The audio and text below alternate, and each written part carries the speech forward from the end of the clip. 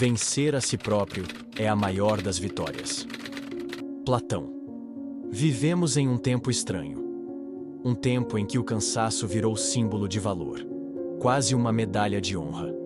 Dizemos com orgulho que estamos exaustos, que não paramos um só minuto, como se isso fosse prova de importância, de utilidade, de grandeza. Mas ao mesmo tempo, olhamos para o descanso com desconfiança, como se fosse preguiça, como se fosse um luxo que apenas alguns pudessem se permitir. A cultura transformou o ato de pausar em pecado moderno. E no fundo, sem perceber, fomos nos convencendo de que viver é sinônimo de produzir, de ocupar cada espaço, de não permitir que o silêncio nos alcance. Byung-Chul Han chamou essa realidade de sociedade do cansaço. Uma engrenagem que nunca para, em que o ser humano se explora a si mesmo em busca de uma produtividade infinita. O paradoxo é claro. Buscamos liberdade, mas construímos rotinas que nos aprisionam, que nos impedem de respirar, que nos afastam do que realmente importa. O descanso deixou de ser parte natural da vida e virou quase um inimigo. Nietzsche lembrava que o descanso não é ausência de vida. Pelo contrário, ele é parte da própria força vital. O corpo não é uma máquina que pode ser explorada sem limites, e a alma não floresce em meio à pressa constante. Descansar não é parar de viver, é permitir que a vida recupere seu ritmo mais humano. E talvez a questão mais profunda seja esta: será que estamos realmente cansados do trabalho, das tarefas, das responsabilidades? Ou será que estamos cansados da forma como estamos vivendo? Cansados da corrida sem sentido, cansados de sempre esperar pelo amanhã, cansados de nunca encontrar o espaço para simplesmente ser. Esse é o paradoxo moderno do descanso. E talvez, ao olharmos para ele com honestidade, possamos descobrir que descansar não é um luxo, mas a chave esquecida para reencontrar a clareza, a alegria e a presença que tanto buscamos. O corpo fala quando a mente ignora. Há um ponto em que o corpo começa a gritar aquilo que a mente insiste em silenciar. Vivemos acreditando que podemos controlar tudo apenas pela força de vontade, que basta resistir, empurrar um pouco mais, queimar mais energia. Mas a biologia não mente. Quando a fadiga se torna crônica, ela altera a química do cérebro, mexe com neurotransmissores essenciais. E de repente o que era apenas cansaço se transforma em ansiedade persistente, em lapsos de memória, em tristeza sem motivo claro. O corpo registra a pressão que a mente se recusa a admitir. Freud dizia que os sintomas físicos são, muitas vezes, o grito reprimido da psique. E esse grito aparece nas formas mais comuns, mais cotidianas.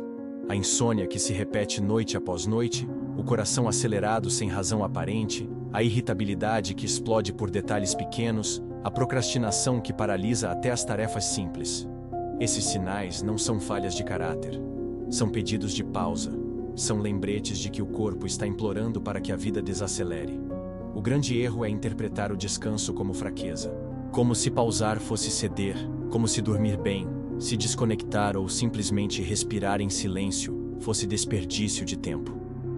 Mas o que realmente desperdiça nossa energia não é o descanso, é a falta dele. O que nos enfraquece não é parar, mas insistir em continuar quando já não há forças.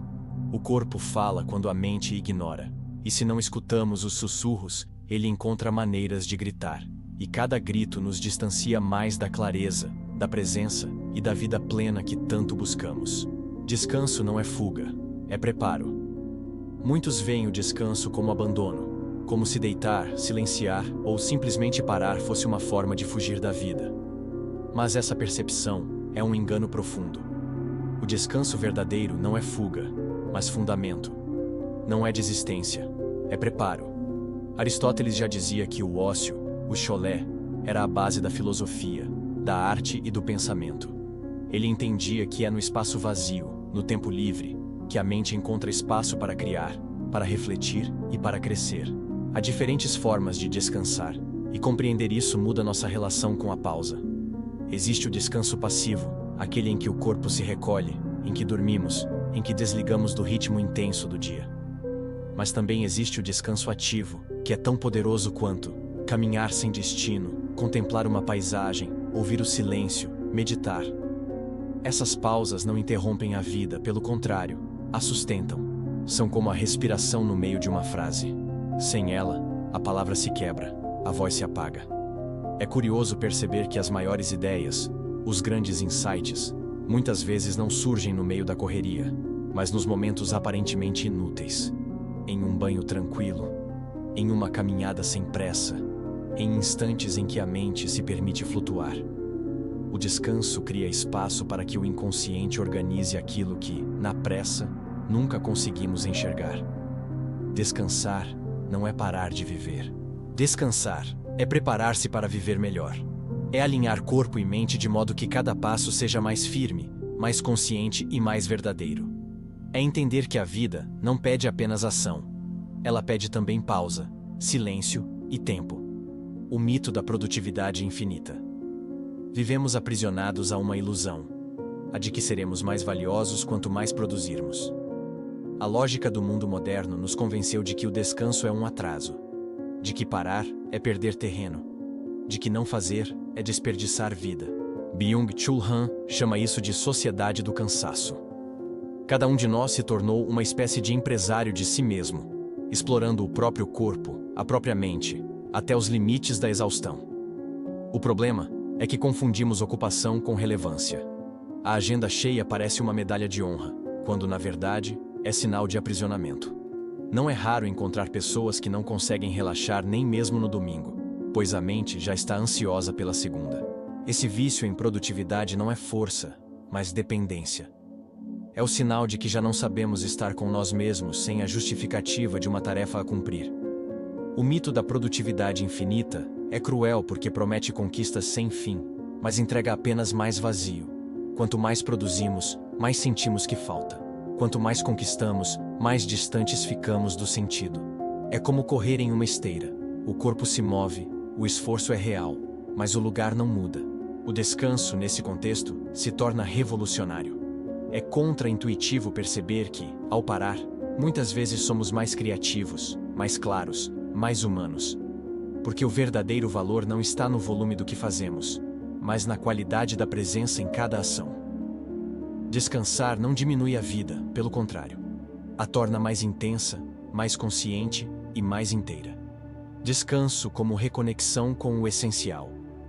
Descansar não é apenas recuperar energias físicas. É também permitir que a alma encontre espaço para respirar. Sem pausas, o inconsciente não consegue organizar símbolos, emoções e experiências.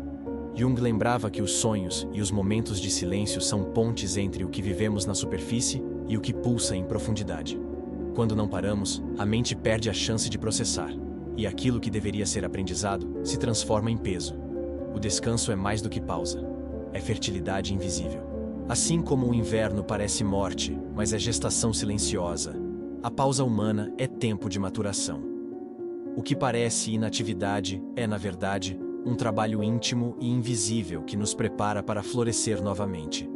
Esse é o descanso essencial, não apenas desligar, mas voltar-se para dentro e reencontrar a fonte do próprio sentido.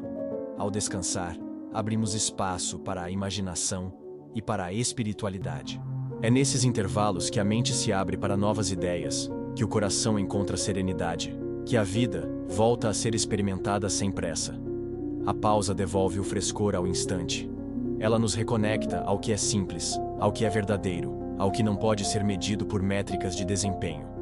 Descansar é recuperar a inteireza. É aceitar que o ser humano não é máquina e que a vida não se resume a resultados. Ao contrário, é justamente na pausa que o sentido floresce, que a criatividade desperta e que o espírito se fortalece. O descanso, longe de ser luxo ou fraqueza, é reconciliação com a própria essência, a coragem de parar no mundo que nunca para. Vivemos cercados por uma lógica que valoriza a pressa, a competição e a produtividade constante. Parar, nesse cenário, parece perigoso. Surge o medo. Se eu descansar, serei deixado para trás. Se eu pausar, perderei algo que os outros continuarão conquistando. Esse pensamento, no entanto, não revela força, mas escravidão a um ritmo que não nos pertence. Schopenhauer lembrava que o desejo infinito é a raiz da insatisfação. Corremos sem parar porque acreditamos que haverá paz no próximo degrau, na próxima conquista, na próxima meta. Mas essa promessa nunca se cumpre. O descanso é justamente o que interrompe esse ciclo. É um ato de coragem, porque vai contra o fluxo do mundo. É um gesto de rebeldia diante da sociedade que mede o valor humano em produtividade. Descansar é afirmar a própria liberdade. É lembrar que a vida não pode ser reduzida a números, relatórios ou conquistas externas. É entender que a existência não precisa justificar-se o tempo todo por aquilo que fazemos. Ao parar, descobrimos que somos muito mais do que nossa agenda preenchida. A coragem de descansar não nasce da preguiça, mas da consciência. Não é desistência, mas escolha lúcida. É decidir que a vida tem mais valor quando é vivida em plenitude do que quando é desperdiçada em correria. No fundo, essa é a questão central. Você descansa para viver ou vive apenas para descansar um dia, quando tudo já tiver passado? O descanso como resistência e sentido. Camus dizia que no meio do absurdo, até a pausa pode ser um ato de revolta. O descanso, quando compreendido em sua profundidade, não é preguiça, não é fraqueza, não é desperdício. Ele é uma forma de resistência contra a máquina social que tenta reduzir o ser humano a uma engrenagem. É um ato de lucidez, porque quem descansa de verdade percebe que a vida não se mede pela velocidade, mas pela intensidade consciente de cada instante. Descansar é também devolver ao corpo e à alma o direito de existir sem cobrança. É perceber que não precisamos estar sempre justificando o tempo, nem transformando cada segundo em produção. O verdadeiro poder está em parar sem culpa, em respirar sem pressa, em habitar o presente como se fosse suficiente. Porque, na verdade, ele é. A vida se torna mais clara quando entendemos que não viemos ao mundo apenas para trabalhar, produzir ou acumular conquistas externas. Viemos para viver. Viemos para sentir, para nos conectar, para criar significado.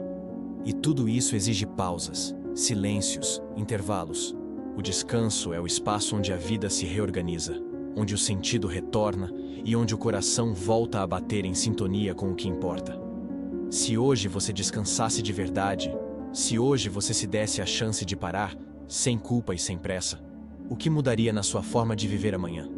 Essa é a pergunta que fica. Porque talvez o descanso que você adia seja exatamente a vida que você está deixando de viver.